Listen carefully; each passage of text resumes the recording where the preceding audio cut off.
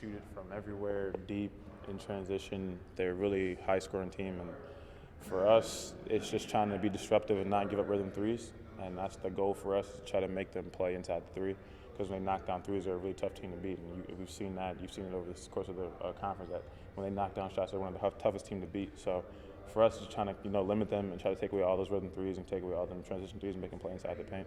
With kind of the aggressive ball pressure that you guys try to play with, how can you do that with guys like Gabe, Jaren, Taman out on the perimeter? Them just being disruptive and being aggressive, letting our ball pressure dictate what they do. So if we can use that and make them not be comfortable out there, make them feel uncomfortable, make them want to drive the ball in the paint towards our help side guys like me and the other guys down there, it helps our team out a lot. So, for them, we trust them to go out there and dictate and ball pressure and get those guys sped up, and then they trust us to be back there supporting them and make sure they got their help. Appreciate it. You had some big early starts. How do you kind of just carry that over to the rest of the game? Just try to start with defense. Our defense helps lead to our offense. When we're playing well, we're being disruptive, getting into teams and turning teams over. Our offense is 10 times better. So it also has some defensive end. We play better defensively, our offense will come to us naturally. Appreciate it. Thank you. So what you're playing for Baylor, look anything different? Any new wrinkles the coach maybe? No, I think it's just about us at this point. Just trying to be aggressive, get back to being a disruptive team, opposing our will in the defensive end, and just kind of getting teams sped up and off balance. So I think that's the plan for us: is just be disruptive, be the Iowa State, that the team that we are, is a hard-nosed defensive team. Now, the whole premise of your defense requires a lot of energy, and some fans and I were watching the game today. Those guys ever get tired? How do you deal with that? I mean, you give everything you got, and the coaches know that if we give everything you got, they're going to keep us fresh, keep us subs, and keep us going. So we don't really worry about the fatigue part of it. We just, whenever we're out there, giving 110% every single time, and knowing that when we're tired, we'll give a signal. They'll come get us. We'll get out, get our rest, and our guys will come back and help and pick up the slack where we left off. Can you talk about Conrad Hawley's energy and how that affects? I think he's the most important player on our team. I've said that before. I mean, he brings. It's not just it's not during game days when he's on the bench. It's every single day in practice. It's walking in the facility in the mornings when we're going to meetings. He's just always energized and bringing positive energy to our team. And that's why I say I think he's the most important player on our team.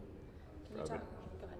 You've probably been asked this already, but just knowing that Caleb won't be a part of the team anymore, what's the biggest on-court adjustment for you guys? I mean, I wouldn't say there's a big adjustment. Guys stepped up. Guys have stepped up all year when he was hurt and other guys were hurt. So just next man up mentality. The team is locked in and focused on this game Saturday versus Baylor. Whatever we got to do, and just try to be next man up mentality. We've seen you guys play the bigger lineups. When he was hurt, that meant more zone. I guess maybe that'll be the case. How do you don't have to comment on that. No, when you play zone, if you guys are going to play more zone, what burden or what adjustments do you, as front court guys, have to make that effective defense? Just using our length, trying to be disruptive, being passing lanes, using our length to take away vision for the guards out there that they're trying to find open spots. So it's just the same thing as our man, just being disruptive and being active and keeping our hands up. That'll all come out. And if we're running big, we can be more aggressive on the glass. So just for us, just having our arms up, being disruptive, using our length. The backcourt, I guess, would just be stressed naturally to lose a guy. How do you guys in the front court? Just try to do whatever we can to help those guys. Demanding the ball inside, going at teams in the paint, so that takes the pressure off of those guys out there because they already have enough pressure trying to get the ball into our set. So for us as front line guys, just demanding the ball, getting those guys open with good screens, setting good screens, getting those guys open.